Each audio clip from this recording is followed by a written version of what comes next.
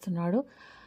మనం ఎలా ఉన్నామంటే 2 రెల్మ్స్‌ని టచ్ చేస్తున్నాం. 2 రెల్మ్స్ అంటే ఈ గతించిపోయే ఈ లోకాన్ని ఆహ్, సృష్టించబడబోయే నూతనమైన యెరూషలేముని అనే 2 రెల్మ్స్ అంటే 2 లోకాలను మనము మధ్యలో ఉన్నామన్నట్టు. లాస్ట్ ఫేజ్‌లో ఉన్నాము. లోకంకి లాస్ట్ ఫేజ్ ఇది. కానీ మిలీనియంకి బిగినింగ్ ఫేజ్ అంటే మిలీనియం స్టార్ట్ అవుతది మనకు. అంటే 1000 ఏండ్ల పరిపాలన స్టార్ట్ అవుతది. అది గ్లోరియస్‌గా ఉంటదంట. మహిమాయుతమైన ఆ గ్లోరియస్ సిటీ, ఆ పరిపాలన, ఆహ్, ప్రభుత్వం గానీ, అక్కడ మనం చేయబోయే పనులు గానీ, అక్కడ మనకు ఉండబోయే మహిమాయుక్తమైన దేహం గానీ, అవన్నీ కూడా మనకు తెలియదు.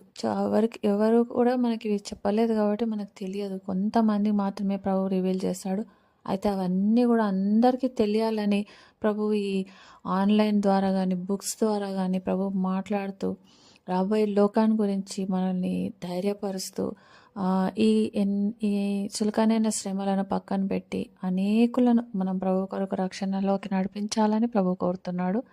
ఎవరిని భయపెట్టి కానీ బెదిరించి కానీ లేదు నువ్వు నరకానికి వెళ్తావు అది ఇది అని కానీ చెప్పకుండా దేవుడు మన దేవుని ప్రేమను మనం లోకానికి తెలియజేసి ఆ ప్రేమ ద్వారానే మనము అనేకులను రక్షించాలని ప్రభు తెలియజేస్తున్నాడు.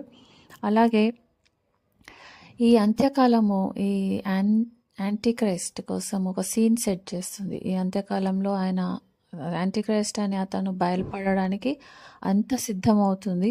అప్పుడు ట్రూ చర్చ్ కూడా బయటపడుతుంది. అంత్యక్రీస్తు ఇప్పుడు చర్చ్కి అంత పవర్ లేదు, కానీ అంత్యక్రీస్తు సమయంలో చర్చ్కు చాలా పవర్ వస్తుంది.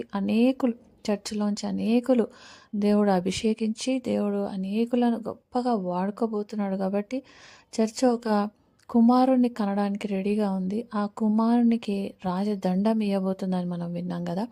ఆ రాజదండంతో ఆ కుమారుడు అంటే దేవుని పిల్లలు, కుమారుడు అంటే దేవుని పిల్లలు గొప్ప అధికారంతో ఏలియా వలె గొప్ప కార్యాలు ప్రభు కోసం చేసేవారు బయలుదేరబోతున్నారు. అంత్యక్రీస్తు కూడా బయలుదేరబోతున్నాడు.